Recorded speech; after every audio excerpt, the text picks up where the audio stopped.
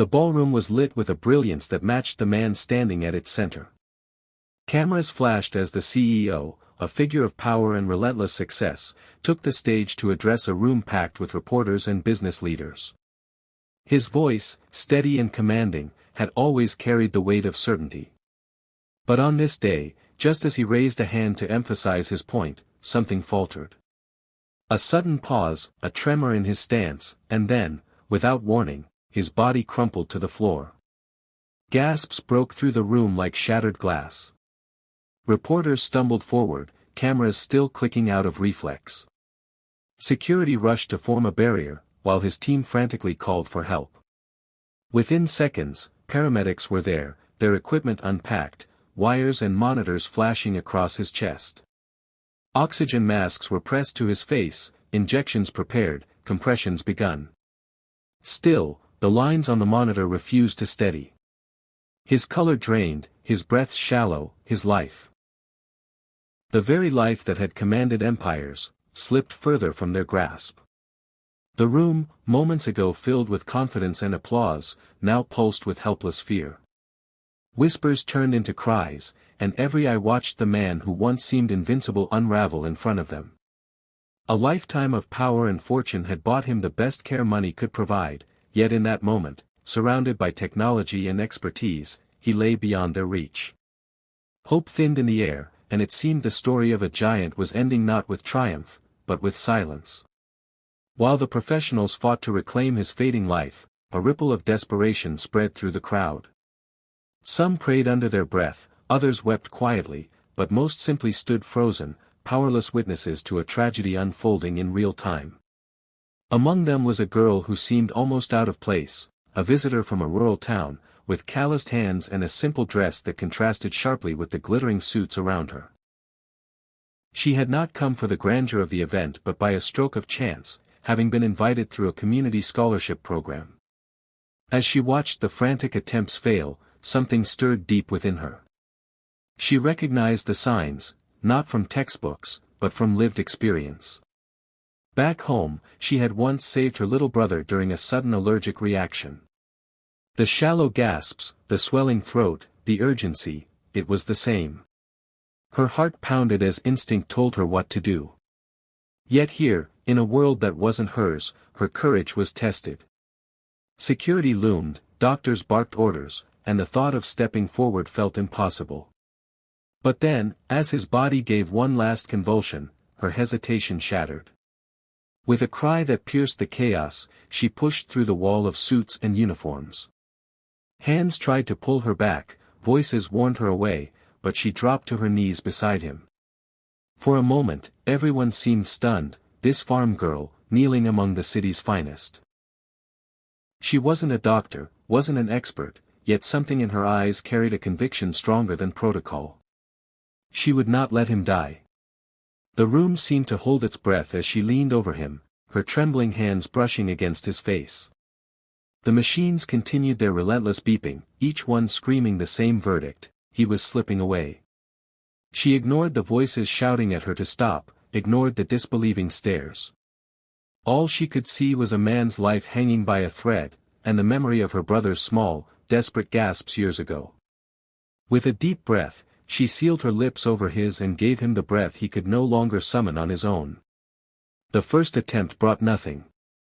Panic tightened her chest, but she refused to yield. Again, she pressed down, steady and sure, pouring all the strength her small frame could give. The second breath filled his lungs, and then, impossibly, his chest rose. A flicker of color touched his lips. Murmurs rippled through the onlookers, disbelief turning into fragile hope. She pressed again, willing his body to remember how to live. And then it happened. The faint but undeniable rhythm of a heartbeat returned, echoing on the monitor like a miracle. The room erupted in gasps, some in awe, others in tears. The professionals who had stood helplessly moments before now scrambled back into action, reattaching wires, shouting vitals, giving orders renewed by possibility. The girl, her face flushed and her body trembling, sat back just enough to see his chest rise on its own.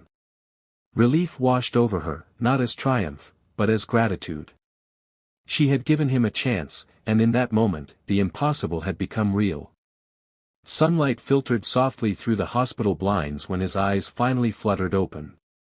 For a moment, everything was a blur, the sterile white walls, the faint hum of machines, the ache that lingered in his chest. He blinked, trying to steady himself, until his gaze landed on a single figure seated quietly at his bedside. It wasn't a doctor, nor one of his high-powered colleagues.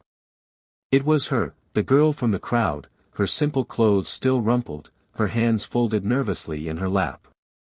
He stared at her, bewildered, and in her eyes he saw no expectation, no demand, no fear.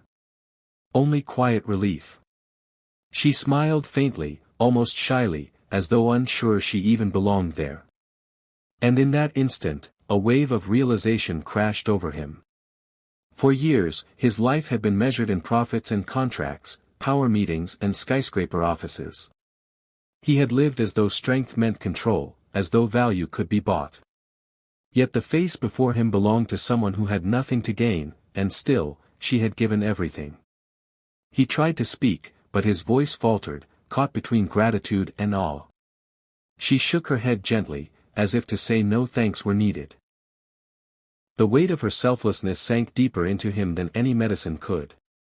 It humbled him, stripped away the armor of his success, and revealed a truth he had long forgotten, that life's greatest treasures are not built on wealth, but on the raw, unmeasured kindness of a human heart.